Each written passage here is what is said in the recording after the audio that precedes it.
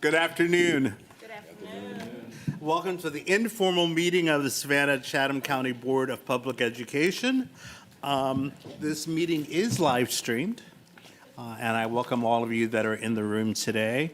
The informal meeting is just that. We do not take any votes during this meeting. It is informational only. And I will first ask our board secretary if the notice went out about this meeting. And she assures me it has. And I will now turn this over to our Academic Excellence Committee Chair, Dr. Tanya Howard-Hall. Thank you, Mr. Moss, and good afternoon, everyone. This is the Academic Excellence Committee. We have two committee members, Ms. Connie Hall from District 3 and Reverend Paul Smith from District 5. There are two items on the agenda for action. That's the approval of the agenda, so if I can have a motion to approve the agenda. So moved. Second. Motion passes. Now another motion for the minutes to be approved. So moved. Second. Okay, thank you. In January, the Academic Affairs provided us with a presentation regarding our CCRPI student attendance. We were alarmed with the decline of our attendance. School year 2019, pre-COVID, our attendance was 91.18. Post-COVID, school year of 2023, our attendance rate was an alarming 56.86%. We didn't have much time to dig deep and talk about the attendance decline, so today we're going to have the opportunity to dig deep to determine root causes as well as some possible solutions. As a part of our content mastery, a question is asked, and the question is, are students achieving at the level necessary to be prepared for the next grade, college, or career? And my answer is, not if they're not coming to school, not if they are not in attendance. So this is a very important indicator that we will be discussing today.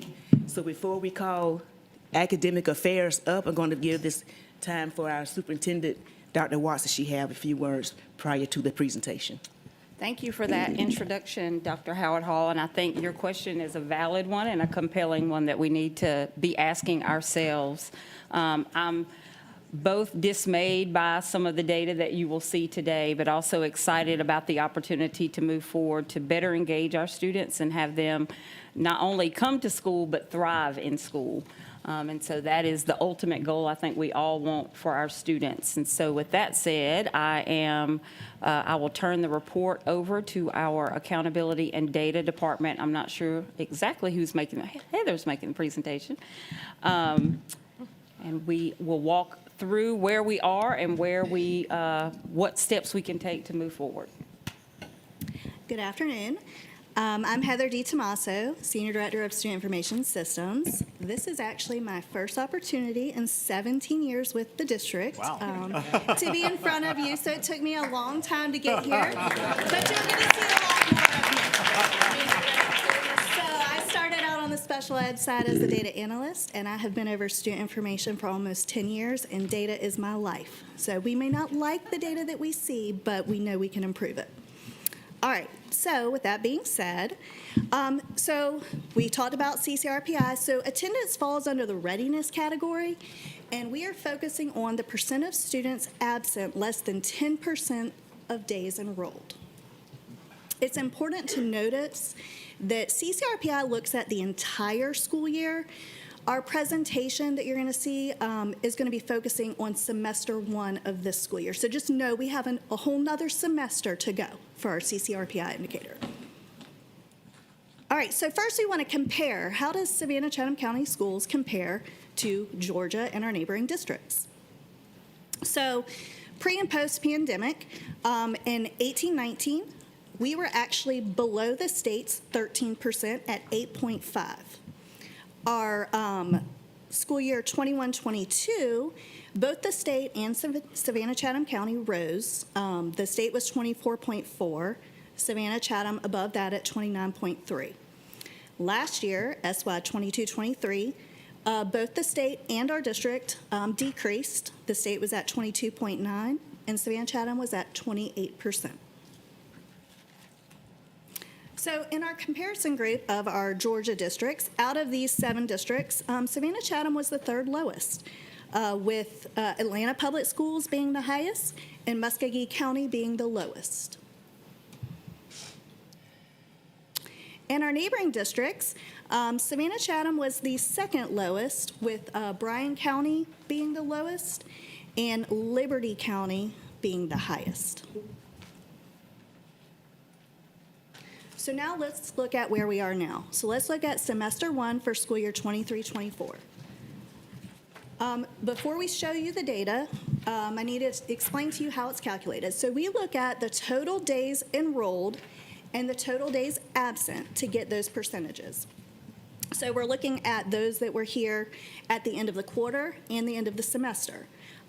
If student Heather D. Tomaso enrolled on the first day of school, August 3rd, 2023, and then withdrew the last day of the quarter, October 6th, it's going to look at the number of school days between then and how many days I was absent to get my percentage of days absent for the enrollment period.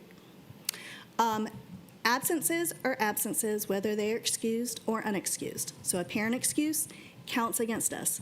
Out of school suspension counts as an absent. So anything that is absent counts. Pre-K program is a program, and it is excluded from all CCRPI calculations. Elementary school attendance is calculated by taking attendance at the homeroom period once a day. And secondary school attendance is taken period attendance, and it looks at who was absent 50% of the school day to count them as absent, as a daily absent. All right, so our elementary schools are broken down into 2 slides. This is the first one. Did I skip one? Nope. Okay. So when looking at this one, Jacob G. Smith is our lowest school, and Southwest Elementary is our highest. You'll notice the red line on all of these slides. That's the 10% mark. We want to be on the left side of the 10%. So that will be on every single slide. Our next elementary school slide, it looks like Hurd Elementary is our lowest, and Brock Elementary School is our highest percentage. And again, this is looking at days enrolled and number of days absent and calculating that percentage. Our K-8 schools, we have Garrison, the lowest behind the red line, and we have our School of Humanities at Juliet Gordon Low as the highest. Our middle schools, we have the STEM Academy at Bartlett as our lowest, and Myers Middle School as our highest.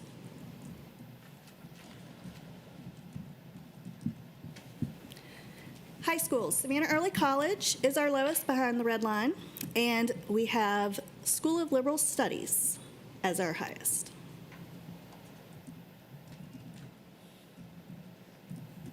Our other educational programs, these are programs. It's important for you to know that these students, while they're separated in the program totals, they actually get reported back at whatever their home zone school is, but they are separated in these calculations.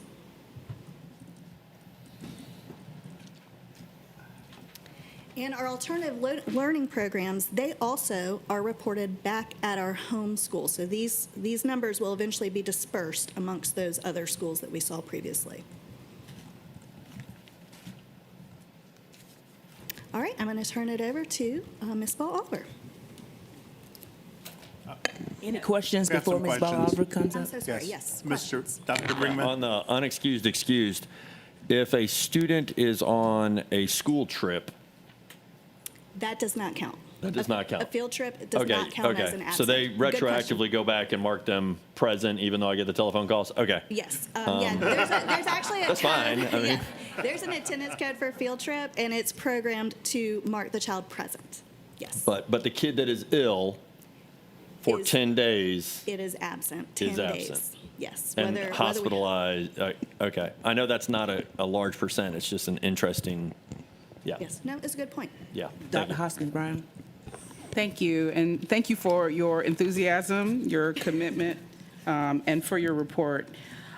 So I'm looking at some of the schools and wondering if you did a cumulative absence and you had disciplinary absences, OSS, separated out from just, sickness or any other reason, parent absence, whether or not it would be a little more normalized across the schools.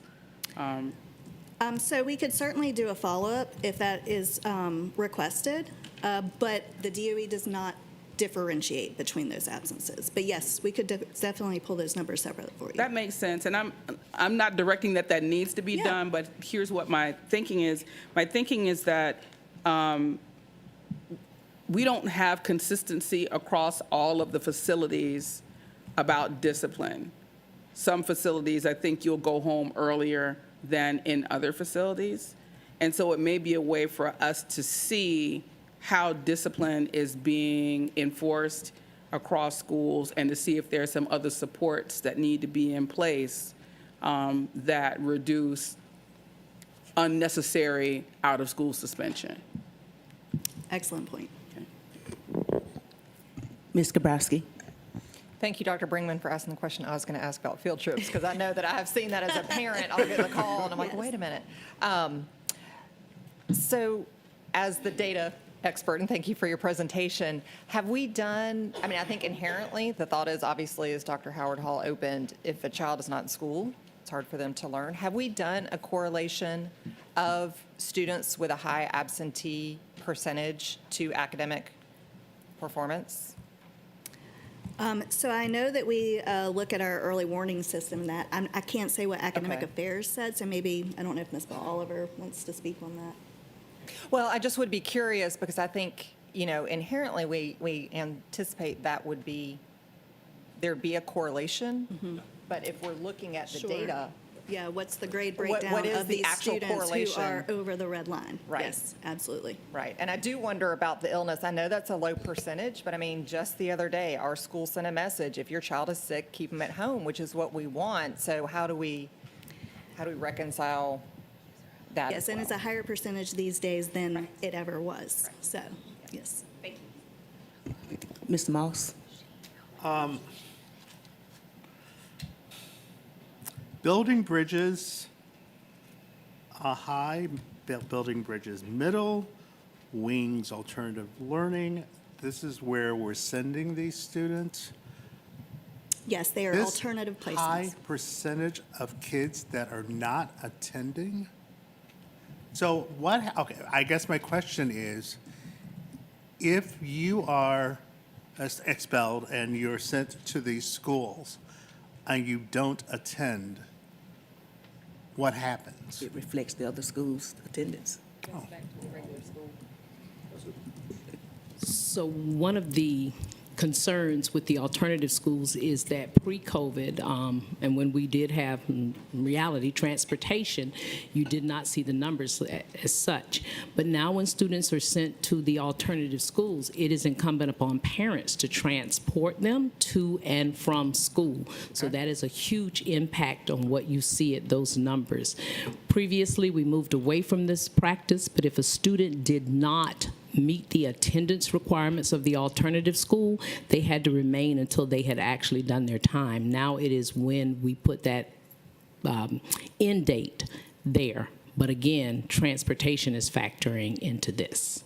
Okay, so I'm clear. I am sent to Building Bridges High School. I don't attend. What happens? So what they have been doing, they've been working with students online because, again, there's no transportation if the family doesn't have transportation. They also give out actual CAT tickets, and as you know, we also have our new program with CAT, but the school also provides Chatham Area Transit Authority. They have tickets that they provide as well. And so the goal is to then work with the child, and it may be virtual learning, it may be online. I'm sorry. this is bugging me. So we work with them. We give them CAT passes. They still don't go. What happens to them? So then at that point, when they don't show up, we follow the same process that we follow with social worker referral and all those pieces, and we get them engaged and we get them online. Our center leader that is there now uses the same attendance protocol as the school. They also have mentors. She also has a school staff member that will go out, visit homes, and get them engaged while they can't show up.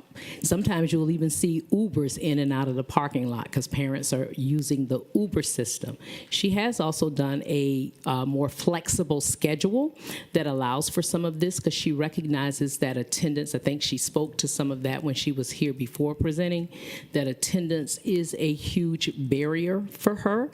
And so she works an A-day, B-day schedule at the high school. The middle school tries to do majority face-to-face, but sometimes they have to be flexible as well because, again, students cannot get there. But they follow the normal social worker protocols. And if I'll just add, we also do not employ a consequence for any student at any school that misses a certain number of days. You would think it would be reflected in their grades, right? But there's no consequence. In fact, I would say your alternative programs are going probably above and beyond what a regular school is offering in terms of getting kids there, and you see the results of that. I'll just share from my opportunities to meet and sit down with students, and I've been to almost every high school, not quite yet.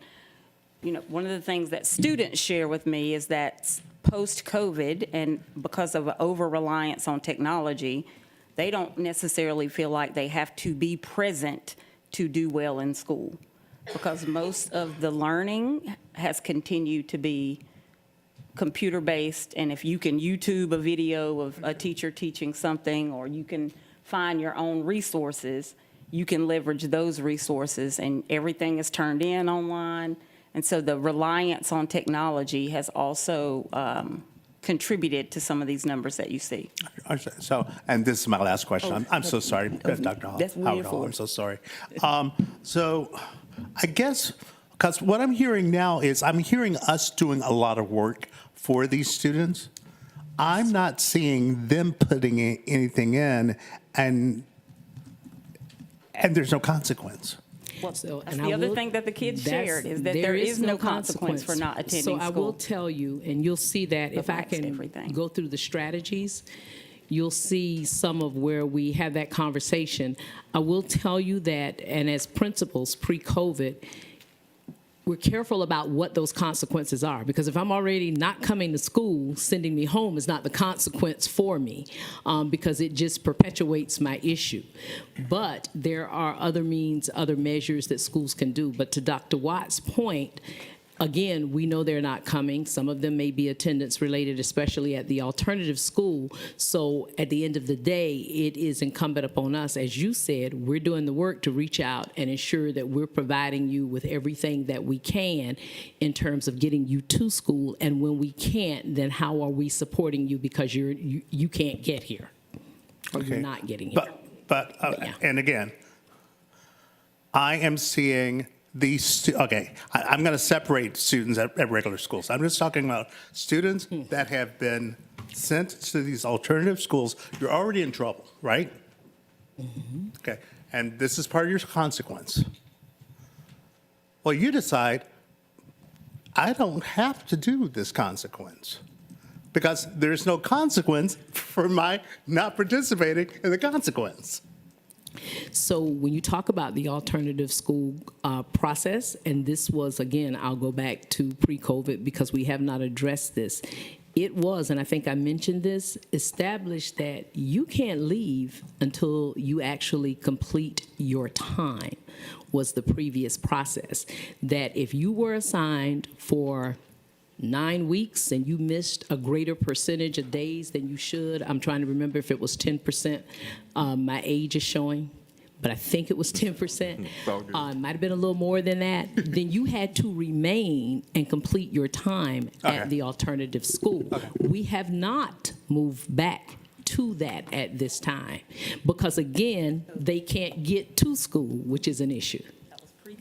That was pre-COVID. So. Okay, Mrs. Smith, then Dr. Greenman, and Dr. Hoskins Brown. Quick question. Thank you so much for your report so far, Ms. Heather. On page 8, we talked about excused and unexcused absences. Dr. Oliver, this might be for you, I'm not sure. But my question is, the statement was made that out-of-school suspension is unexcused, but is in-school suspension? In-school suspension counts as present Counts as because they are present. still in the learning environment, yes. So are they getting the same education that they would have been getting if they were in their normal class?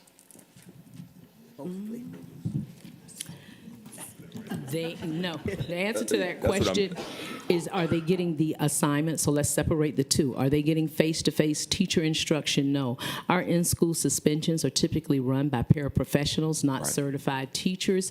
So are they getting the assignments sent to them? Yes. But are they getting the face-to-face instruction? No. Dr. Hoskins Brown.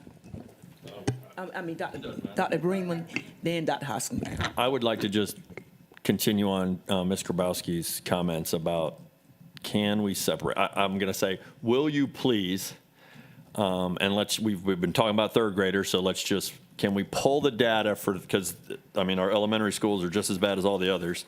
Can we pull the data for third graders that are on that right side of the red line, and what were their scores for GMAS? And left side of the line, and where, and maybe maybe the red line isn't it. Maybe we figure out that you can still be at 15% and still be 6. I don't want kids to miss that much, but I'm sure there is somewhere we could slide that back and forth in the data and figure out where, or maybe it's not correlated. I would bet a lot of my dollar that it is. And then it goes to, we still need to work on our reading initiatives, but would definitely tell us we need to focus more on, we got an attendance issue, and then the reading will come. So I would definitely say it's probably a two-headed dragon that we need to slay at the same time, but it would be nice to know that we can stick a pin in attendance is actually directly correlated to these abysmal scores. And if we can get them there, we know that now we're doing better at our instruction. So hopefully that change comes even faster on the upward trend of reading on grade level. So, yeah. So I just spoke to Ms. Heather D., Ms. DiTomaso, and we'll pull it not only for Ms. Grabowski's request, but we can also pull it based on Dr. Hoskins Brown's ask around OSS2 and pull that data out and have it done, since we're going to do a poll. Thank you. I have a couple of comments because I was hearing Mr. Moss's concern about what basically is truancy. And, you know, when you were asking the question, my thought was, well, if you're below the mandatory age of attendance, then that activates a truancy process, does it not? So, Correct. so there's a consequence if you are, okay, so legally it does, but in practice it may not actually.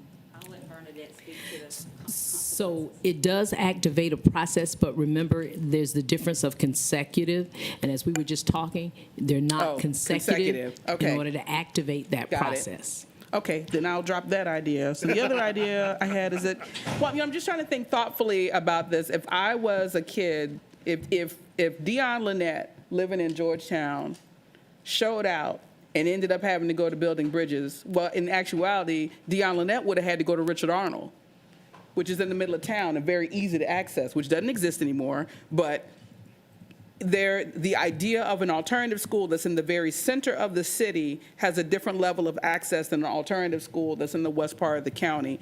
And if you're dealing with parent drop-off and you're dealing with a single parent that might not be able to do it, there's some times where if my husband's at work and I'm out of town, we're figuring out how we're dropping off my son. So I think that some of those things, it may be willingness and it may be attitude with some of the young people in our alternative programs, but it may also be the circumstances of their lives or where they live in the county.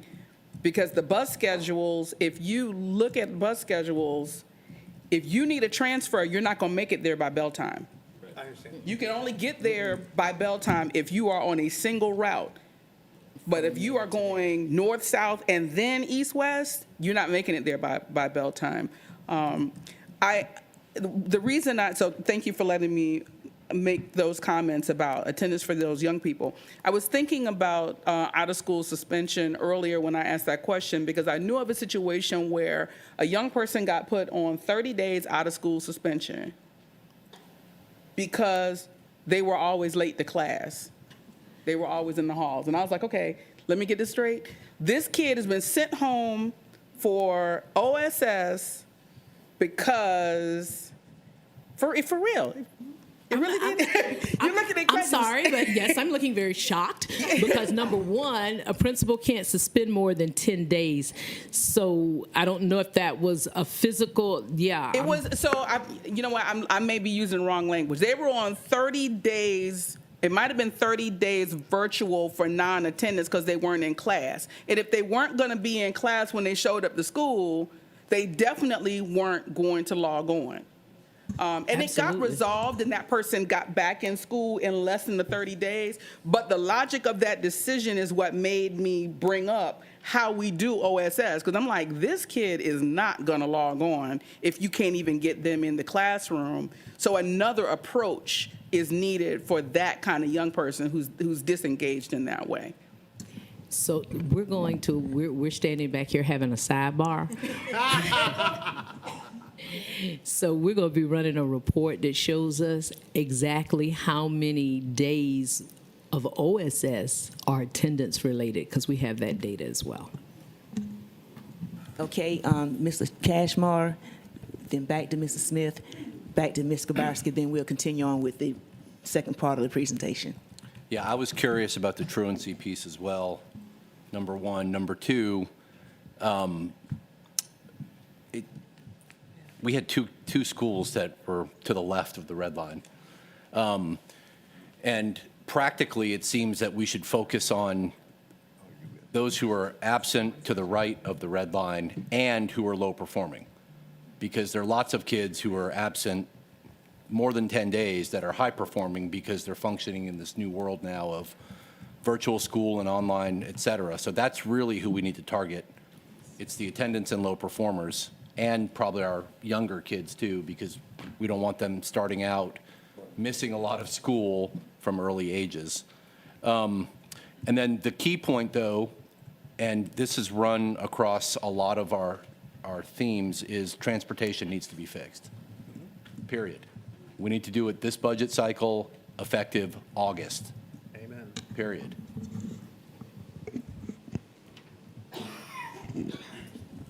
Dr. Hoskins Brown made a statement about a suspension that resulted in a sentencing of 30 days virtual. So, okay. My question on that is, are those days counted as excused or unexcused? So those days are not counted as absent. They're not They are counted. virtual. They are coded as based on the state's definition of attendance and participation. Those days are not counted as absent, so they would not be reflected in this data. But that's based on the state's definition of attendance and participation. Gotcha.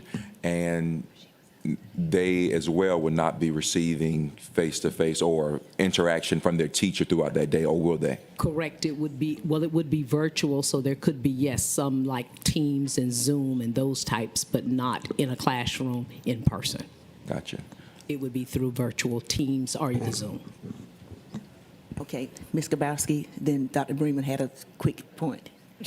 I know you want to get to it. So just quickly, and this might start to get into some of the strategies, but to the point of the consequences for absenteeism, I did have students at one high school share with me that sometimes they just stayed home because if they had another tardy, they would be suspended. So I'm wondering if there is, which again is counterproductive. So I'm wondering if there's consistency in the ramifications of tardies as well. And you don't have to answer that now, but I suspect that's one of the strategies you're going to be discussing. Okay. This is to us. Maybe we need, as a board, to just relook at truancy and what that looks like as a policy, because us talking about attendance isn't going to change this, and we might have to firm something up. So not saying I'm wanting to go after parents, but I would like us to maybe at a later date have a longer conversation about what that looks like in Chatham County. Thanks. And before Ms. Ball Oliver speaks, Building Bridges High School and Middle School data reflects their home school, right? Their attendance. Yes, so And these if you look numbers at will the- report back to home schools. And when you look at the high school high absentee rate, the top 3 schools are Beach, Groves, and Savannah High. So I wonder what percentage of those students are enrolled in Building Bridges, because that has a serious impact on that home schools data. Thank you for that, Dr. Hall. We'll look, but we're thinking the high schools have been equal opportunity when it comes to that, some of them. Okay, you may continue.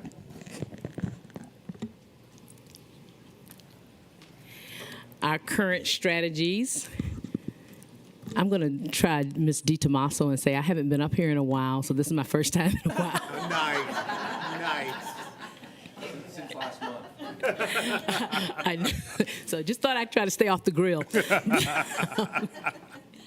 So our current strategies, to speak to some of what you've already said, is a revised school attendance team protocols with monitoring, support, and interventions. And even talking about our numbers are reflected this way, we do see some improvement. The data is still definitely not where it needs to be, not even in the realm. But we do see we had to work with some of those schools, specifically our high schools a lot, to revamp what some of those attendance protocols look like and some of those behavior plans. Do we still have work to do? Yes, because to your point, skipping is another code that we will be pulling that you will probably see some consequences attached to that.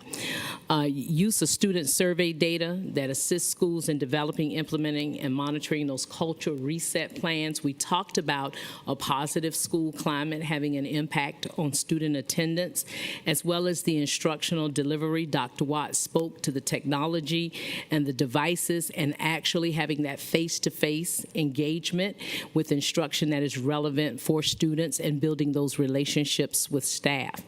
Also sharing successful school strategies and programs that have provided a positive impact. And I will speak to, while their numbers are as such, they have improved, but programs like Elevate that you'll see at a Durin or a Beach that's making an impact on those numbers. And then, of course, rewards, incentives, and then mentors and volunteers, increasing the work they do and how it's done. One additional is a prevent grant that will be implemented next year, and you will see a specific community navigator that's assigned to schools that were awarded that grant and the type of work they will be doing with families and in the community, much of which will have a focus on attendance and getting students in school and preventing behaviors that may impact that from the community to the schoolhouse. And then our district attendance team continues to research and share best practices. They're building that toolbox to share with schools so that they can give them maybe strategies, ideas that they're pulling from other places that they may not have thought about, and borrowing from each other and including that in the toolbox. And then our future strategies: collaborate with Communications Department on a countywide student attendance campaign. That's our Attendance Matters. And Communications has already started that work, and it's in progress with newsletters, working with our community partners to do PSAs, prize patrol, and student recognition incentives. We have some of our community members that are actually speaking now to the other side on when you talked about truancy. They will be engaging in the truancy sweeps. We will be knocking on doors. Dr. Watts will knock. I am going to call him out. Mayor Van Johnson will be knocking on doors. He's committed to that. I'll be knocking on doors. So we will be participating in the spring truancy sweep Dr. Miller Fields is organizing. Also expanding our opportunities for extracurricular activities that are aligned to students' interests. And then a lot of conversation. You talked about, Dr. Bringman, the truancy policy, but we have a team that will be reviewing and revising our existing attendance policy because it is time for an update and modifications and changes. And then researching and making available, of course, alternative solutions to transportation. We heard that, as well as exploring the use of artificial attendance to help us with student attendance. And we're talking about just kind of locating those patterns that we might see that we've talked about, actually being able to reach out to students and parents in a different way, and then providing some insights and tracking what's the reason behind some of our students not showing up to school, and just looking at multiple data sources and being able to give our principals real-time, quick feedback on students. And that leads us to additional questions. Okay, we'll start. Ms. Hall? I hope that we as board members and the public realize that this is not just a temporary problem for our students. This will pervade their whole lifetimes, from the fact that they're not at school, so they're not achieving. They're not achieving, so, I mean, they end up as adults in poverty. This is not something that, you know, it's just very closed-ended. So we do need to take this very, very seriously. The one thing we have not mentioned is, for instance, myself, I always got a perfect attendance award every year. And it wasn't just because my parents were going to make sure I was there. It was because I loved going to school. So what about my school that I love, that I wanted to be there all the time? And that's, to me, where we have to take a little closer look at our school climates and what's happening, that a kid is nonchalant about going to school as opposed to one who's eager to be there. So that's something, to me, beyond all the data and all, we have to really look at what's happening at our schools that makes, you know, and I'm looking at Savannah High. There I have early college right in the next hall, and they're all the time they're there. And yet my kids are on the Savannah High side. You know, we have one of the greatest problems. So I would like to see what we can do about impacting the school climate so that kids will want to come to school, and that their parents see an urgency to it. Because I sense a lack of urgency about getting your kids to school with so many parents. And I know COVID, we can blame COVID a bit, but you would think that their school life of their kids would be at the top of their engagement.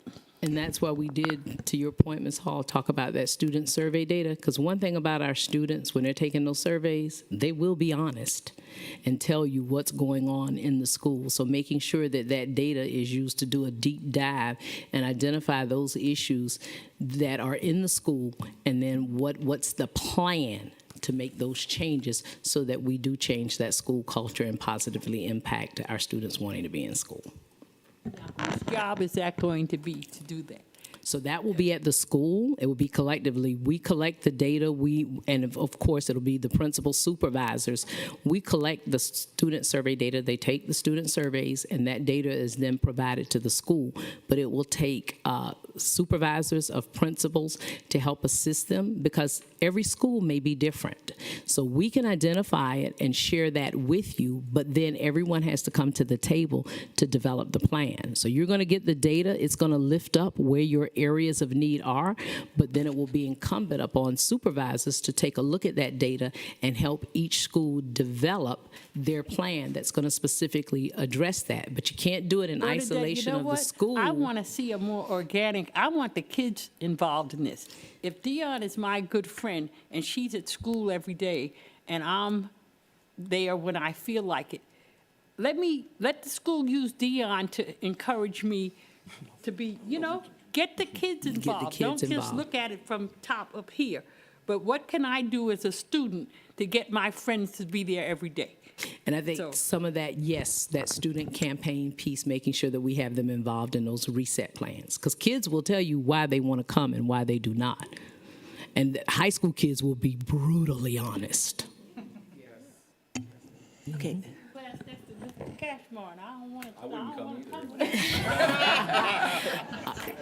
So I'm going to ask that you play nice. After Mr. Cashmore, I'd like for, if it's okay, to ask Ms. Selena Gillens to come up as a former principal of Brock, who can give us some insight on elementary attendance. So after, and I'm quite sure once she comes up, we may have additional questions. Mr. Cashmore. Two questions, and if this was answered previously, I apologize. So if I'm sick and I stay home, but I log in and do work for that day asynchronously, am I absent or am I present?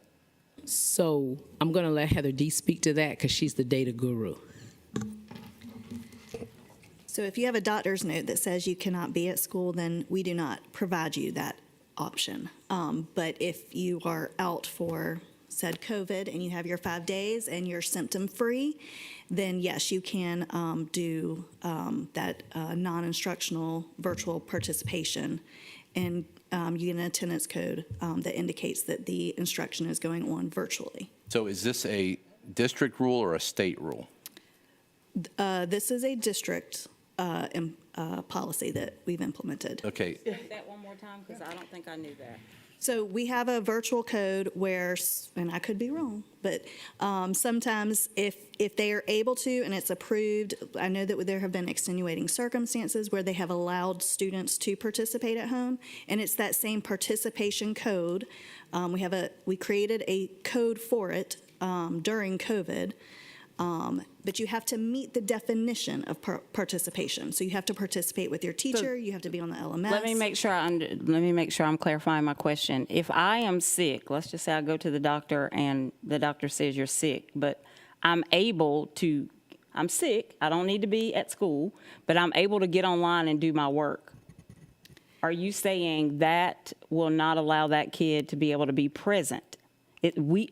So I can only answer for if they use the attendance code for virtual participation, it does not count as an absence. But So it's a function of the school and the code that they assign to that student? Correct. It's an attendance code. Yes, that is correct. Right, and just to clarify a little bit further on that, when we went through the COVID period, training was provided so that all teachers knew if students participated or met the participation requirement, they were to use that code, and that was count as present.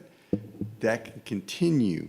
Now, obviously, you have some new teachers that come into the system that may not be aware of that code because it's not like we continue to promote it post-COVID. so it seems like we should analyze our district-created rules and overhaul them. So attendance is not, I see you physically in my class anymore. I mean, why are they in the class? They're there to learn. If the kid's doing it from home on the computer, maybe that should be something we take into account. I just think we need to move forward from the you're either physically here or you're not. Because even when they're physically here, they got headphones on and they're watching movies in the back of the class. And I know that because, well, I just know that. Some of those people are not in our district anymore, so. But to your point, I would like to get guidance from the board on what the philosophical stance on this is, because what I'm hearing being generated here is that we are okay if a kid stays home. Like, maybe we should count that student present if they participate. Or is it the physical being in school? So But the real question there is, why do we have 180-day seat time? Why don't you just take the test at the end, and if you pass the test, you're done? I mean, so that question is so philosophical. Right. We're meeting an arbitrary state requirement is why we're doing all this data. So that's the whole philosophical question is, why are you in school? Is it so you pass the GMAS and that's it? And if you can do it on day 3, you're good? Is it, do you have to be physically present or not? I don't know if we can solve it in the next 7 minutes, right? But that's the question. I think it's a good Let's hear topic for from the Ms. retreat. Gillens, and then we can go back to other we questions. could, the retreat. Guys, I'm going to remind you that we still have the strategic plan to go over, so we need Okay. So we yes. Good afternoon. Can I just say one thing, though? Mr. Jackson, we put all that money into that audio enhancement program, and supposedly that program allows the teacher in the classroom to be able to teach any kid who's at home. They can hear that lecture. They can interact with the students there.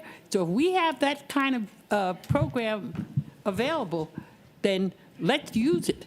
You know, it's not just there for decoration. That's something we should be able to do. That's the philosophical question that I need answered. And I think that is, I agree with you, Dr. Hoskins Brown.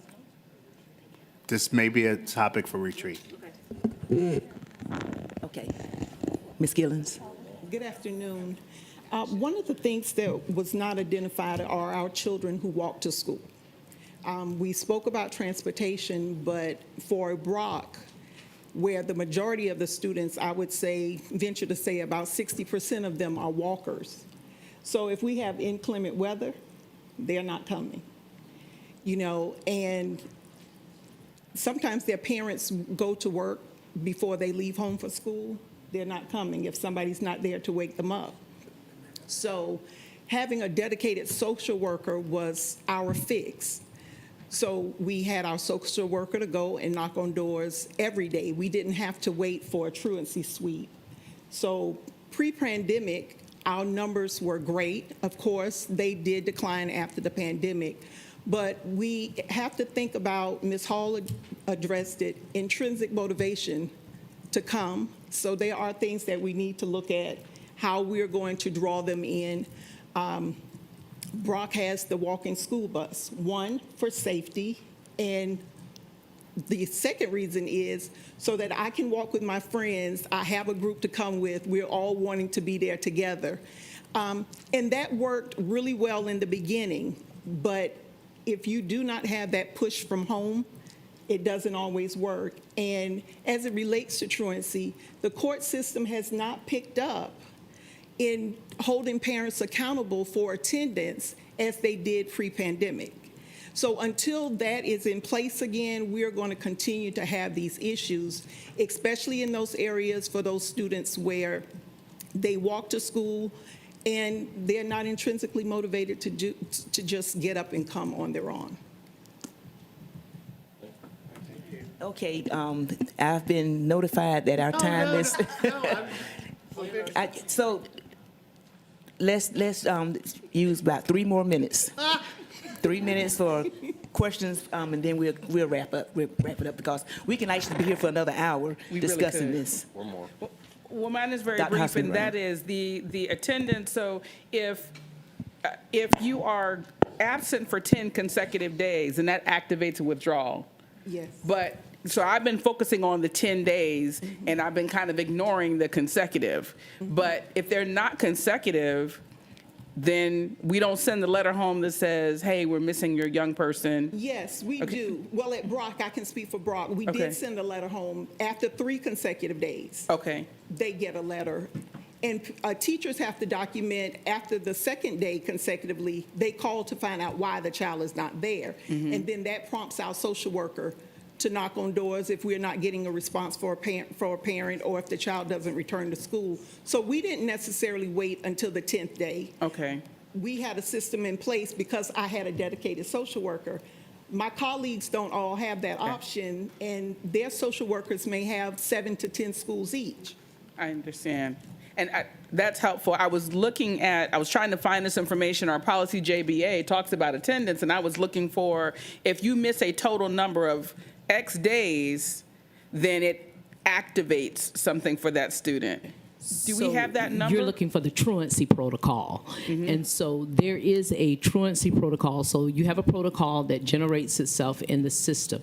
When they miss so many days, there's the letter generated and it moves forward through the process. Now, what we see in most of this data are not consecutive days, which is, again, going back to that truancy protocol that we actually have, that we developed with the court system that Ms. Ruth Gillens talked about, so that those kids that that are truant, typically those are consecutive days, and they're being notified along the way, but they build up to that timeline, and social workers are going out. If you're a social worker that has 7 or 8 schools, getting to all of those homes and working with all of those schools, a lot more challenging than if you're dedicated to one school. So that protocol sometimes has flaws in it in terms of the social workers being able to cover all of that ground. Right. We have 3, you get 3 letters. You get one Right. letter, and then after that, if you don't respond, you get another letter. But the question is, what's the number that triggers the first letter? So the number that triggers the first letter is 3 days. 3, it doesn't have to be consecutive. So no, it is consecutive for truancy protocol, but in attendance itself, no. That's what I'm trying to get to. Is can my child be gone Monday, Wednesday, Friday every day for the whole school year and not trigger anything? No. When your Okay. child is gone Monday, Wednesday, Friday, you should get a letter by Saturday Okay. or Thank you. Monday of the following week. When my child is absent, I get a call that day from the school. But she or was from talking about the district. letter. She was talking about the letter. You'll get the call, but But she we was do asking about the actual letters. Okay, so that's the letters. But That's I do have when we send that call out and we do the email, is there a way, we have all this fancy survey equipment that we're getting ready to renew on our contract today.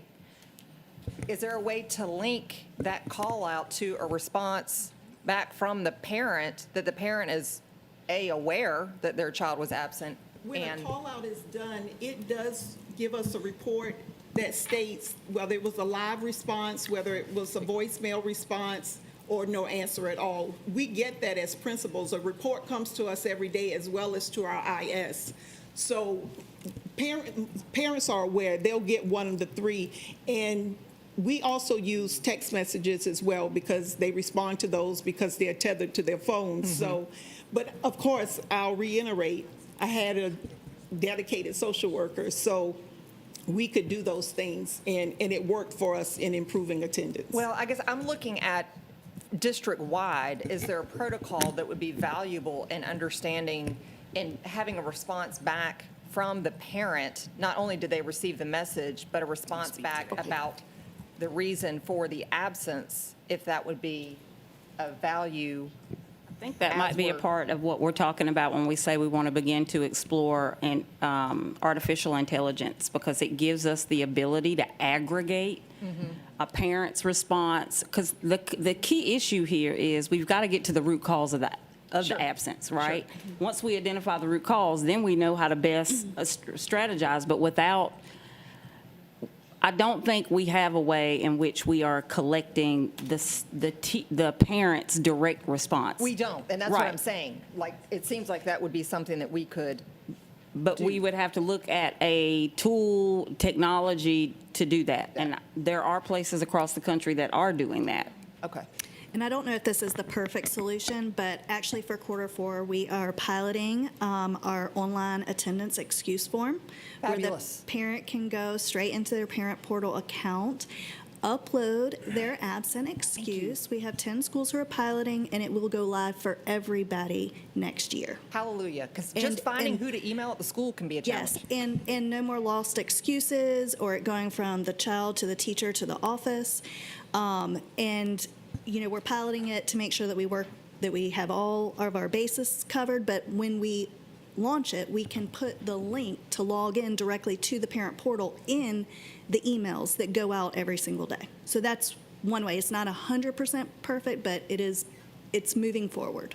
So. Okay, last person, Mrs. Smith, then we're going to. I'm so sorry. I Wrap really it want to up. hear the strategic plan, but I want to ask this question.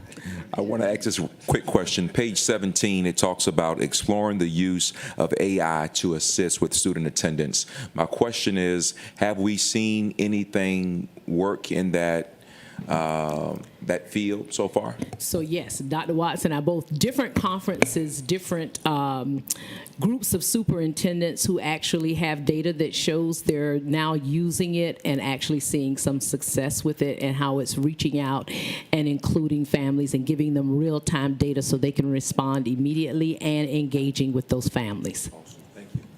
Thank you. and thank all of you for your presentation. I don't know if anybody remembers this. This may have been back in the 90s. It was a campaign on attendance, and I see that it's on here, and that's really something that we need to hone in on. We need a county campaign. But I remember back in the 90s, the commercial would come on, and they would say, go to school, Savannah. Do y'all remember that? Is it just me? No, it's not just you. I remember. You remember it? And they had like a little rap song, and they would say, it'd say, go to school, Savannah, because apparently that was an issue back then. So we need to really hone in on the campaign. Thank you all so much, and we're looking forward to the next part of this meeting. Thank you, guys. Thank you very much, and great job. Great job. Thank y'all for being here. Okay, we are moving on to our strategic plan. As I invite Ms. Stacy Taylor to the podium to present out on our strategic plan, I want to be excited or express my excitement not only about the product that we're going to present, but the process that we have been through.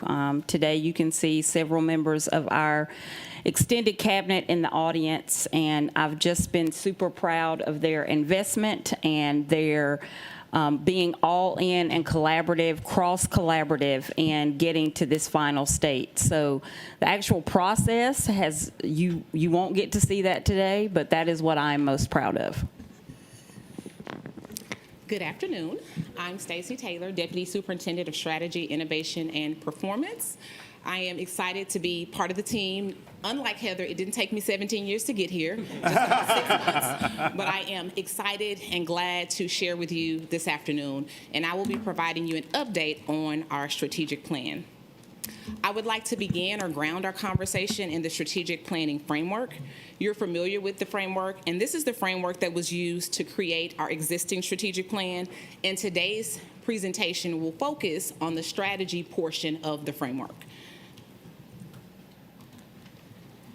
All of the strategies that you will hear today are aligned to the district strategic map, which is before you, and the strategic map consists of 4 strategic priorities, which are students, stakeholders, employees, and stewardship.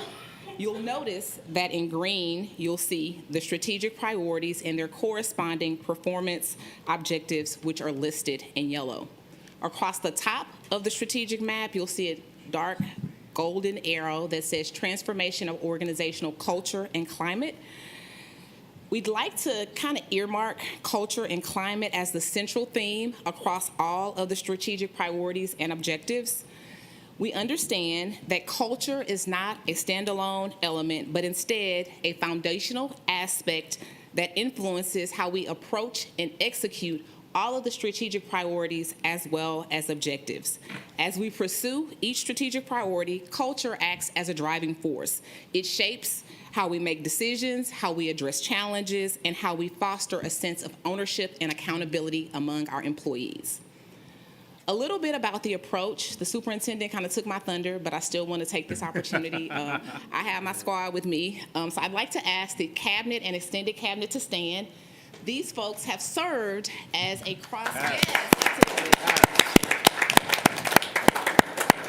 So publicly, thank you for putting up with me. I appreciate it, and y'all are not moving today, so it's going to be a good day for us, right? That's the inside joke. The approach that we use is cross-functional and collaborative, and what the team did is internalize quantitative as well as qualitative data, along with, we looked at both internal data as well as data from commission third-party entities, and we use that to develop actions that would address what we saw based on the data as the greatest needs, but also give us the highest returns.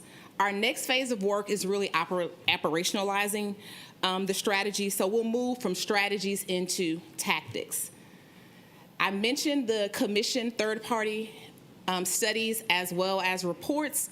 They are before you. You'll notice the source of the third-party report or assessment as well as the focus area.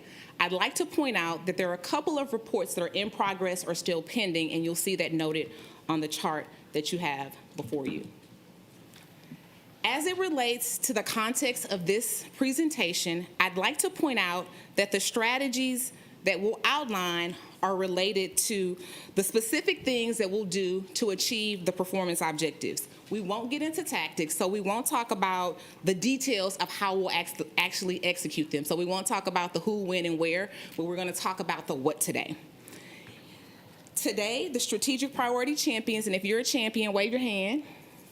Because not only did we have the entire team, we also had champions. And when we say champions, we really mean this is the person that's leading this particular strategic priority. In some instances, those were the senior cabinet members from that particular department. In other instances, it was not.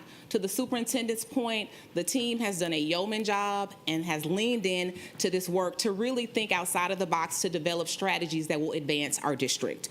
So our strategy champions will present 2 to 3, not all. I joke that you all could take your time with attendance because I was willing to wait. We do not have time to go through every single strategy, but we will highlight 2 to 3 high leverage strategies for each of the strategic priorities. And then as you hear the strategies, they'll follow the same cadence. Each strategy presentation will provide insight into the strategic priority, selected performance objectives, as well as the challenges that the strategic priority addresses and key strategies that we'll use to address that strategic priority, giving you a sense or a view of how the strategic plan will be organized. So unless you have any questions for me, I would love to have the champions come forward and begin presenting the priorities.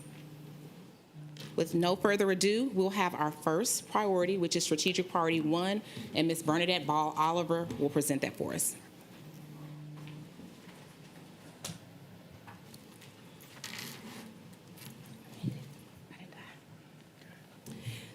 So I'm back.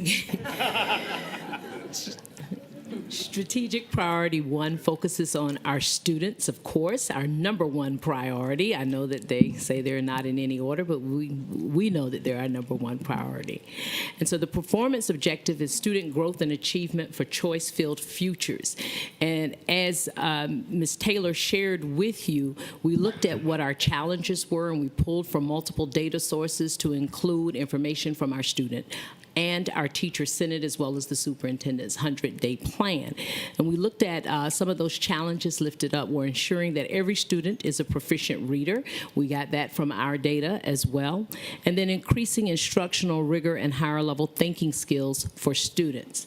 The key strategies that the team members developed were to implement and sustain a comprehensive strategic literacy plan that's based on the science of reading so that it improves students' reading proficiency. And this is tied directly to literacy as the North Star.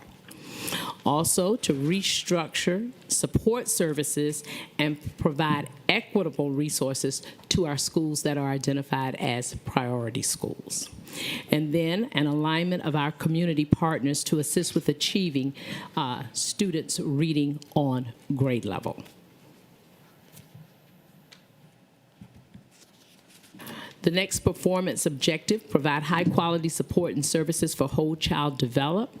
Our challenge, taken from all of those data sources that we shared previously, is to ensure the learning environment, teacher-student relationships, and instruction inspire authentic and sustained high levels of engagement.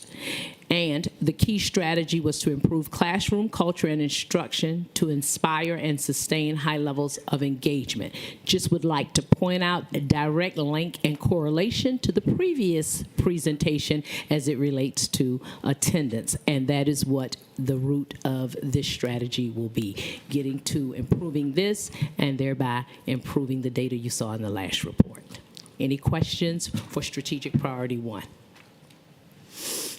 Oh, I'm sorry. I'm back in charge now. Ms. Grabowski, Dr. Hoskins Brown, Michael Johnson. So just quickly, going to the previous slide, in particular the second bullet, I'm really happy to see that increasing the instructional rigor and higher level thinking. Are there, and I know we're not seeing everything here, so are there academic strategies behind that one in particular to address some of the inconsistencies that we see from the course, the wide variation of curriculum that we have right now? So what you'll see, as mentioned, you'll see some of those come out in the tactics, Okay. the how. Okay. All right. Thank you. But to your point, answer yes. Okay, Dr. Hoskins-Brown? Thank you. I just wanted to be clear that I had questions about strategies, and that so there are the tactics and these other strategies that we'll see. Will we also have the opportunity to map those strategies to our budget process, particularly the ones that are not apparent here? I'm getting a nod from Ms. Taylor, yeah.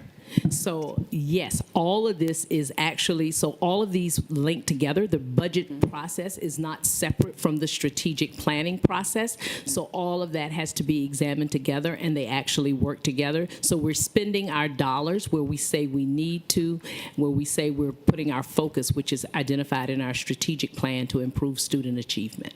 That's great, thank you. Okay, Mr. Johnson and then Ms. Hall.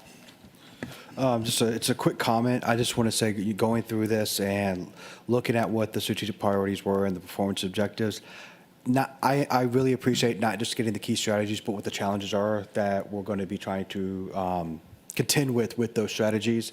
I like how it says, yes, we recognize we do have challenges, and this is what we're going to do to fix those challenges. Okay. Ms. Hall. Ms. Oliver, I'm trying to see how deep in the weeds we're going to get to see to it that a classroom has a good climate and culture. What would we think having a good culture in the classroom would look like? First of all, it would probably be a teacher who's not mean, a kind teacher. Can we get that deep into things so that our teachers have some guidelines? This is what will help you create the kind of culture and climate that we need. If you're frowning every day when the kid comes in and if you're mean, then that's not going to get the culture that we want. So I hope we're going to be real with this and not just stay in the intellectual sphere of getting this done. So yes, to your point, that's where your tactics will come in, but not only your tactics, because if you tell me I have to have a great classroom culture, I need an exemplar, and I need to know what that looks like, and I need to see the instrument by which you measure that and by which you're going to monitor that. So all of that should be a part of the tactics as well as the school plans that go even further into achieving that. And some sort of peer evaluation to help me know, Connie, the kids love to come to your class because you smile so much, or they don't like coming to they cry when they have to come to your class, So something that's really effective and gets to the heart of this, as opposed to just, us kind of decorating the sides of it. Dr. We're making light of it, but I think we need to not make light of it. My son is living this right now. He doesn't like science anymore. No, I think the teacher's a good teacher. It's just some of the assignments have been driving him up the wall, and he has lost his love for that class. He's sick and tired of group projects where he's given his all, and other students know that he'll give his all. And we need, and I don't think the teacher, that there just needs to be a general guideline. So yes, so let's not make light of it when Ms. Hall is saying these things, because I get reviewed just like teachers. It's not fun. Had mine last week, not fun. I'm like, thought I was doing a good job, but I guess not. Satisfactory, woo. And those words, while I'm making a joke now, I've moved past being like, I guess I just didn't write enough in my report on myself to make myself look great, but my student scores look great, so help me, boss. We have to make sure that we don't dissuade our teachers when we try to show them what exemplary is. And to know that they're people, and they're going to have their days that they're way beyond great, and they make one child's lifetime memory, and that they're going to have some days where they're going to need the teacher in their team to pick them up. And that does all start with climate. So, yes, I like drilling it down to a teacher, but it also just has to be drilled down, like the whole team. Because the team's got to come alongside and be like, you missing your shots today, Kobe. Let somebody else help out. Like, you know, like somebody else on the team's going to pick up and help that teacher make it through that day or that bad week. And it might not even be at school. It's at home. And that's back to the social workers. They're trying to get kids into schools, but they're also there sometimes, the counselors and social workers there, maybe just to say a kind thing to a teacher too. So yeah, I definitely agree. A lot of this is going to start at the culture. And it's a new student. It is. It's a new student in college. I know it's a new student in high school, middle school, elementary school. It's just a different environment. Kids have the ability to talk about their feelings more. I think their parents talk about their feelings more. Mental health is something that we don't try to hide anymore, which is a great thing. But we have a lot of teachers that still have to learn how to meet those children's needs. And when you make the connection first, then you can be a teacher, and then you can be a life changer. But it is helping. We have to make connections. We got to be a team, and that starts here. And if we're not a team, and I'm happy that we are a team, because if we're not emulating what we want the principals to do, well, what we want the executive cabinet to do, so that then the principals do that, so that even the grade level team does that. So I've talked too long, but really, I don't want to make light on those little things do make people back to attendance. You know? So thank you, Ms. Hall. Dr. Howard Hall. This won't be long. What I saw in Delaware was all about culture, not classroom culture, not really school culture, but the entire district. They had the same culture. We went from classroom to classroom, from grade level to grade level, from school to school, and we saw the same culture. Students wanted to be there. Some teachers were obviously more firm than others. Some teachers were bubbly. They had their own personalities, but they were all on track and it all had a lot to do with the culture. The school that we visited was at one time ranked 190 on the state list. Now they're top 10 with the same poverty percentage and the same population. But school culture and the district culture meant a lot. This is a great time to implement our strategic plan simply because we are now training our teachers on the science of reading, and we have a new textbook adoption, which is scientifically based, hopefully will enhance that, the knowledge that they will be obtaining from the science of reading. But culture is really the most important. It's everything. And as I continuously say, you must have CPR to survive as a teacher. You must know curriculum, pedagogy, but most importantly, relationship. And relationship falls under the umbrella of culture. Okay, thank you.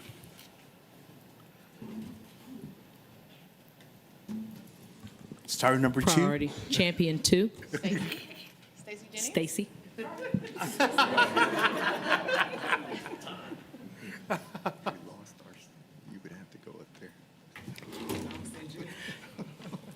Thank you so much for the opportunity to share Strategic Priority 2 with you. The performance objective that we are working on is broadening the reach and impact of communication to our district's diverse stakeholders. We heard in Dr. Watt's Listen and Learn report that some stakeholder groups have a feeling of disenfranchisement from the school system and from our board based on communication and engagement experiences that have been deemed less than effective.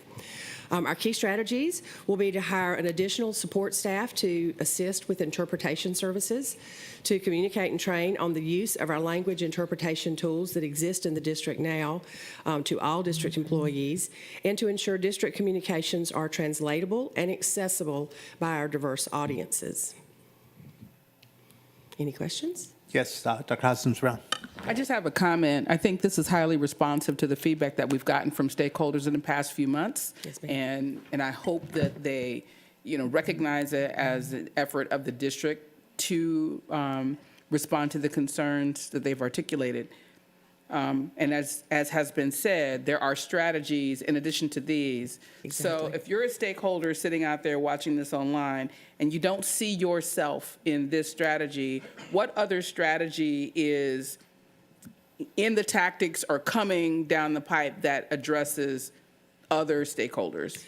That's an excellent question. Thank you for asking. We are going to initiate additional engagement practices, and you'll see some of those in our tactics that will allow for us to meet those families where they are. We're taking additional steps with interpretation, with translatable documents, with making sure that we have provided those not just to our ESOL families, for whom there's been a great deal of attention. But we're going to have, we speak 26 languages in this district. We're going to have a lot more Asian languages coming up here in the next few years. So all of those stakeholders will be addressed, and we'll be looking for ways to make them feel welcomed into our school system and accepted. Okay, thank you. Yes. Ms. Grabowski. Thank you. I just want to take a moment while Ms. Jennings is here to say thank you for the presentation of the materials that we are seeing and the consistency and the professionalism with which the documents are being presented. I think that is so important as a district that we set that bar high and that we continue to maintain the professionalism in our communication. So thank you to you and your team for that work. Thank you. It's a team effort. We have a lot of help. Any other questions? Our next strategy, the performance objective, is to strengthen student, parent, staff, and community relationships to support the whole child. What we heard the challenge in the 100-day report was that the opportunities for stakeholder engagement may not have been as open to our public as they need to be. The key strategy here is to provide schools with innovative ideas and resources that will help them create meaningful engagement opportunities. Very simple. Mr. Johnson. Yeah, I do have one question with this, and I know it's probably going into the tactics, but if somebody contacts, say, the communications department or the superintendent's office, and they want to be able to help, and they haven't helped before, would y'all guide them specifically to a school, or kind of have them in a database, or if something comes up with what they have? That is getting into our tactics, but I'll just give you a little bit of background on that. We do have a volunteer portal that we put people through to make sure that they're safe to be around our children. And in that portal, our schools will be providing opportunities in the portal so that once a volunteer has been approved for engagement, they can go and find a volunteer opportunity at that school, at the school that they choose. We will not be assigning those to a volunteer. The schools do that at the site level. Thank you. Yes, ma'am. Okay. Any other questions? Moving on. The next performance objective for Strategy 2 is to advance and assess effective partnership opportunities to support student success. One of the challenges that Dr. Watson covered in her Listen and Learn tour were that invested partnerships were not evaluated for performance, return on investment, or alignment with the strategic plan. So our key strategies in this performance objective are going to be to expand value-added student learning experiences that promote engagement and academic achievement, and also to identify strategic priorities and develop a monitoring and reporting tool for the performance and the ROI. Anyone? All right. Thank Thank you you very very much. much. Thank you very much.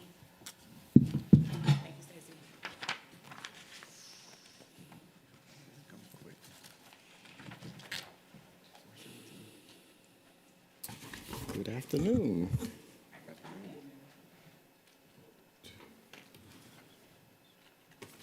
Strategic Priority 3, talent management for optimal employee performance. You can see our performance objective, the first one that I'm going to go through, enhance employee well-being and morale to create a positive working and learning environment. This challenges identified during the Listen and Learn were staff burnout and also staff retention. Key strategies, and I would point out that some of these strategies actually relate directly to the teacher burnout report, which I'll get into actually later on this afternoon in the presentation. But reevaluate assessment tools within the schools and their timing, review and streamlining paperwork, which really relates to school-related like RTI, MTS, SPED paperwork, so not HR paperwork. So making sure you're aware of that. Provide substitute incentives at priority schools. maximize the use of instructional and work calendars to accommodate staff planning, professional development, and well-being initiatives. Any questions on those? Anyone? Okay. Hang on a second. You know what? No, I'm going to have a question. For the next one? Continue. Okay. Go ahead. Okay, all right. Next one, we're on performance objective. Recruit and train and recognize a highly effective student-focused workforce through a premier value-added employee experience. The challenge identified, recruiting and retaining effective teachers, leaders, and staff in high-priority schools. Our key strategy would be to focus on recruitment and retention incentives at high-priority schools, and that will be something we have to work through, but that's our strategy, and we'll see through the tactics and other aspects of it. Ms. Grabowski. This is going to come out wrong no matter how I say it. I fully understand and support the need to focus on our high-priority schools, but I don't want us to do so at the expense of all of our schools. And so I just bring that up as just when you read this, it kind of seems to segment out. I mean, I think that we need to have a strategic focus there, but not disregard potential, especially if we see things bubbling up. Understood, yes. I'll also note that we did not, on purpose, define what a high-priority school is. Correct. So we have to go through the process of making that definition. And it could be that schools fall in and out of that based on their performance and the culture within that school. Dr. Howard Hall. I think it's also important to celebrate small wins, and that's across the district. We do a great job with celebrating our retirees. Once they retire, we have a nice reception, and that's awesome. But we don't want to wait until they're homegoing to have a celebration. I say homegoing, not mean death, but at literally going Good home. Lord. We want to celebrate them from year one all the way to year 30 plus. Yes. And just with small wins, they just want to know that whether it's a high poverty, low achieving school or a choice program. So let's look at how we can celebrate all of our teachers for those small wins. It's important. And I'll just say this, I remember teaching at Georgetown. I talk about it often, Miss Annie P. Wimbish. You know, it made me feel special to walk in my classroom and see a handwritten note on my chalkboard complimenting what I've done. Didn't cost a dime, but it just meant a lot that she would take the time to do things like that. So that I just thought I'd use that as an example. Okay. Dr. Hoskins Brown and Ms. Hall. Thank you. I agree completely with Dr. Howard Hall. I have a note on a whiteboard in my office that's been there for about 2 months now, where a colleague knows that I hate drinking water.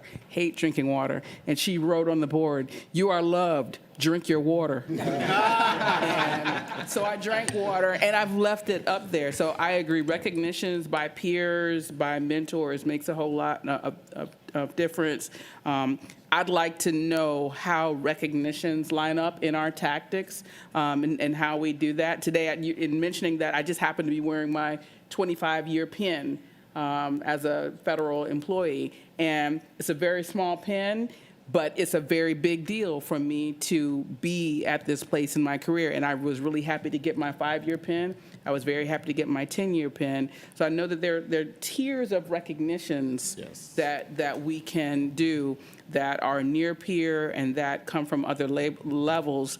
Some of them will cost, and some of them don't, but I really would like to hear how we're going to do that to foster the climate that we're looking for. Yes, and that will be in our tactics as we move forward, yes. Thank you. Ms. Hall. I just want to make sure that we don't look at this as just site-based employees. We're talking about our mechanics, our bus drivers, or every employee we have, our cabinet over there. We're talking about all of our employees. Yes. They all are student-focused generally, but we need to be sure that we can recruit and retain and recognize them as well as our school-based staff. Yes. So I have a couple of comments. First of all, this is fantastic, and And again, compliments to Ms. Jennings for how this is laid out. Thank you very much. Recruiting. What I know that we can all agree on, we're not just recruiting teachers, we're recruiting quality teachers. So my question is, how do we start that at the point of how we list our openings? We need teachers who are already trained in science of reading. I know that we, provide extra money for, what is it called, the reading endorsement? Well, the reading endorsement that we need is a reading endorsement that includes science of reading. Those are the teachers we need to recruit, so we don't have to retrain, okay? So when we list for openings, are we doing that, okay? Number two, a few of us went to the CETA breakfast, and there was a speaker there, and she talked about generational differences. The new teachers that are coming out now require things that are totally different. They are not coming into this business for 30 years, okay? They are concerned about quality of life. They're concerned about purpose. There are some things that we can afford to do, but it goes well beyond pay. I believe that we need to seriously look at what we could offer for those teachers. On a first-year salary, can those teachers afford to live in Savannah? Okay? And if not, can we partner to, like other districts have done, and providing affordable housing? Number two, daycare. Everyone in this room knows, I don't even have children, I know this. Daycare is very expensive. How can we answer that? Because if we were to answer those two things, the teachers that we could attract would be amazing. And those are just two things. But I want us to look at, and that was why that speech was so important, let's look at generationally what we need to do to attract and retain those teachers. The last thing I'm going to say is this. I'm all about recognition, but I'll tell you one thing. If I'm a great teacher at a school, and some are going to disagree with me on this, if I'm a great teacher in a school and I'm making the same thing as the teacher down the hall who is barely here, that's not going to work for me. Just to consider in the future, I'm not saying we're doing it now, and press, please get it right. But how are we going to look at financial incentives, financial bonuses based on performance? So, Dr. Bringman. I support supporting teachers that are great, but their greatness cannot be linked to the performance of the student in their classroom. I didn't say that. Okay. Then I would ask, what performance metric are you using to gauge, thank you, that greatness? Because it cannot be linked to performance in the classroom, because the teacher that teaches gifted already has an advantage over the teacher that doesn't teach gifted. How about a teacher in a priority school that is doing better, that is raising those kids? it gets really, really slippery then. I Yeah. understand. Yeah, And guys, I want to participate in that conversation. The only thing I'm not, and that, I'm not that's the being sticky. adversarial. I'm just trying to get the conversation. I Yeah. agree with you. That's the sticky. What I'm saying is, let's at least have that conversation. It may not, I mean, it may not work for her, but let's at least have that conversation because these are the things that I believe teachers care about. So, I fully support the Yeah. quality of life. That's a huge thing that is a massive, massive difference. And when I first came on the board, I was pitching a 4-day school week. It didn't grab traction, and then COVID happened. But I would throw that out there as, work 4 days, 3 off. It's a lot different than most other jobs. Might be something that pulls some other people into a different quality of life with being a teacher. So just some thoughts out there. anyone else? Dr. Hudson Brown. Yeah, you baited me. Are you triggered? I'm triggered. I'm triggered. I mean, so I live in the world where we get merit pay and we have, we are rewarded for performance. I do think that the challenges that Dr. Brinkman brings up are real. And additionally, how do you reconcile that you have teachers that developed a skill at one school and then they migrated to another school and they're getting rewarded for performance at that school that was actually built someplace else and manifested someplace else. So I think it's a very intricate web of professional development and performance and manifestation of merit that, that merit may demonstrate itself in an outcome this year that was actually developed, in a previous year in a previous way. So I think that we're really going to have to rely upon our staff to look at teacher performance in a very clear and equitable way so that we're able to reward the performance that we see and that we are defining performance properly. So I think it's a good discussion. I think we ought to have it. I think it's going to be really, really expensive and it's going to be really, really complicated. So it's not going to be a fast answer to get to what you're looking for. But I think it is worth pursuing. And related to the child care and housing, I think there are opportunities for partnerships that we have not taken to be able to provide those services. I think there are organizations that do this very well. I think that there are opportunities for people who are training to be teachers. We have our teacher interns. Why would we not be able to combine the need for childcare with the need for placement with teacher interns? So I think there are opportunities there as well that I hope that we will explore. Yes. Okay. Anyone else? Thank you very much. Okay, the last priority objective that I'm going to go through, develop professional capacity and cultivate leadership with defined expectations and support for accountability.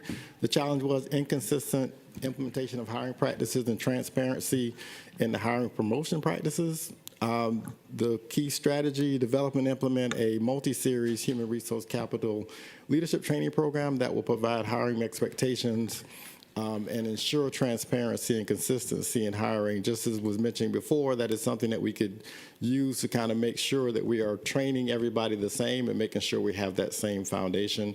These different areas would be in that.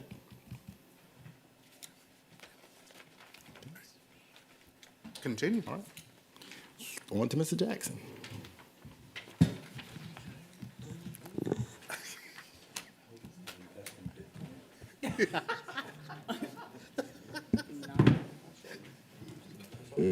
Good afternoon, everyone. The last one is going to be on stewardship. Performance objective, enhanced transportation and nutrition services to support student academic readiness. The first challenge is the inequity of student access, long ride times, and late arrivals. That strategy to create an innovative and multifaceted approach to enhance efficient and accessible transportation. Can I get a pass and just skip this one and go to the next one? But honestly, transportation has been researching all alternative transportation options and is working to develop a broad range of options to be presented to the board. One of these options is the incorporation of the 14-passenger bus. There's actually something on the agenda today. It's the Type A school bus. This bus meets all of the state of Georgia safety specifications as a school bus, but does not require a CDL license. The inclusion of this type of bus in our fleet will allow us to broaden the pool of driver applicants. Other wide scope options are currently being developed to offer greater access to transportation to assist parents with transportation. Most importantly, with a wider range of transportation options, our students will have greater access to more academic programs. And again, we want to take this moment to thank CAT for partnering with the district for more options. But as you can see in today's agenda, at your board agenda, we are looking at some options, and we're listening and willing to try anything that we can at this point. Any questions? Dr. Ringman. Just please continue to be open to discuss with Kat. Yeah, I know y'all are. I know. I know y'all are. I just want to, again, getting our message out there. It's working. Yes. As Dr. Hoskins Brown said, it's a lot harder in the morning with connections and things like that. But if we can show that it works and parents are willing to do it, I think we could work on ways to get that to where you don't have to have a transfer. Because I would definitely set my kid at a CAT stop in the morning if I knew he could make it there on time. But it's super tight. But he definitely hops on it in the afternoon, and he gets home when he gets home. And if he's doing an hour of homework on the way home, there he goes. But let's just keep that. I know it's an open door now. Let's keep working on it because they've got drivers. We need them. Let's fill their buses. Ms. Grabowski and then Ms. Hall. I just want to commend the staff for your innovation in looking at transportation alternatives and not trying to keep on using the same tools that have not been working. So I'm super excited about taking these next steps. Yesterday, I was at the Women Who Lead luncheon for United Way, in a room that was packed, all there to help raise money for transportation issues. And Dr. Howard Hall was there as well. Transportation is a community-wide challenge, and it's one that we feel probably more so. It's something that our employers feel, and as our community is continuing to face this huge growth boom that's only going to continue exponentially, transportation is something that we as a community need to be able to address, definitely for our, as a district for our students, but it is bigger than the district. So the more that we can bring the community together to help to address these transportation challenges across the entire county, it's only going to help to raise the tide for everyone who faces this challenge. Ms. Hall and then Mr. Kachmar. Okay, Chief Enoch and I last month attended the CAT celebration where they announced their ongoing partnership with us and different things that they're going to do to help us. I think that's really important that we have such a willing, cooperative partner. These aren't people who we have to convince and all. They're there and they're ready to help us. So the more we can develop that relationship with Ms. Cutter and the rest of that staff there, we need to do that because we can only benefit from that. Thank you. Mr. Kachmar. We've been talking about transportation for years. I too appreciate the external efforts. The bottom line, though, we need to pay drivers more money. We need to be more creative with recruitment and retention, period. We pay an average of $18 starting, and the port's paying $21, $22, $23. Amazon, FedEx, and UPS are paying in the mid-20s. Most people are motivated by money more than anything else. So that's the simplest way we can solve the problem. Dr. Howard Hall. Just to reiterate on CAT services, they're now extending their services to Port Wentworth. So we're excited about that. So as a community, we really need to embrace what CAT is offering us. And this could definitely be beneficial to our students that attend alternative schools and one is right there in the Woodville community. If we can encourage the parents to take advantage of those CAT passes to get those students to school and back. Okay, continue. Okay. The next objective is to ensure all facilities and departments effectively and efficiently support students and staff. The challenge that we encountered was the lack of clarity on construction, maintenance, and renovation projects. We developed 2 strategies, and they're pretty similar. Restructure support services to plan for future growth and enrollment projections. We have already presented Phase 1 of the long-range facilities plan. Staff across all the divisions are working to implement that plan. We will continue to develop Phase 2 over the next several months and to address more of the larger projects. Consideration is being given to create a planning component in the operations division to be responsible for current and projected needs. The second key strategy is to develop and implement a system of ongoing communication and engagement on facility projects, updates, and changes. We have created a process to engage all external and internal stakeholders. Some of the external stakeholders could be the city, county, and state governments, along with the MPC. So we have been reaching out to all of them to include all of them in this process. We've also started having monthly CIC meetings to give the community more of an opportunity to participate and share in what we have going on in this district. Staff is currently preparing procedures to identify project scope to be signed off by every project stakeholder to include the MPC. And those are the 2 strategies for this objective. Any questions? Thank you very much. I'm sorry, any questions? Ms. Grabowski. I just want to also pick up and make sure that that second bullet about engagement includes stronger engagement of our internal team, because I know we've talked a lot about making sure that academic affairs is in the room when we are talking to make sure that our schools are meeting the academic needs of our programs. Yes, ma'am. Thank you very much. So as we conclude our presentation, I'd like to share with you our next steps. Next is the board approval of the revised strategic plan. So the revised strategic plan will be presented during the regular board meeting for your review and approval.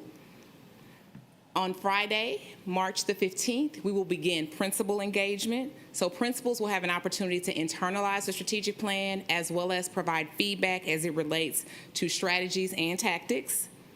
We'll also be working in the coming weeks to finalize the SMART measures. So the key performance indicators that will be refined to ensure that they are specific, measurable, achievable, relevant, and time-bound. So we're working on that. And then we'll also finalize strategies, tactics, and leading indicators. And we really want to stress leading KPI indicators, and this will be for the administration to proactively monitor performance and adjust strategies as needed to ensure that we reach our performance objectives. As Dr. Hoskin-Brown mentioned earlier, we will align the budget to the strategic plan so that the budget reflects our priorities and our commitments. And then finally, we're looking forward to the release of our comprehensive strategic plan. And once all the elements are finalized, all components will be included in our comprehensive strategic plan. Thank you. Thank you very much. And thank you, Ms. Taylor. Thank you very much. We're very happy you're here, and I know that apparently we have another comment. Ms. Hall. Since we're saying that these strategy revisions were based not only on the superintendent's observations, but on these third-party reports, I'd like a hard copy of these reports, please. ma'am. And maybe Yes, ma'am. other board members might want Provide some that also. We'll provide that for the entire board. Yes, ma'am. Thank you. Anything else? Thank you. all. This is exciting. Thank you very much. All right. I will accept a motion to move into executive session. So move. Okay, it's been moved and seconded. All in favor? Aye. Aye. Okay, let's see. Let's just stay informal. Rest of the night.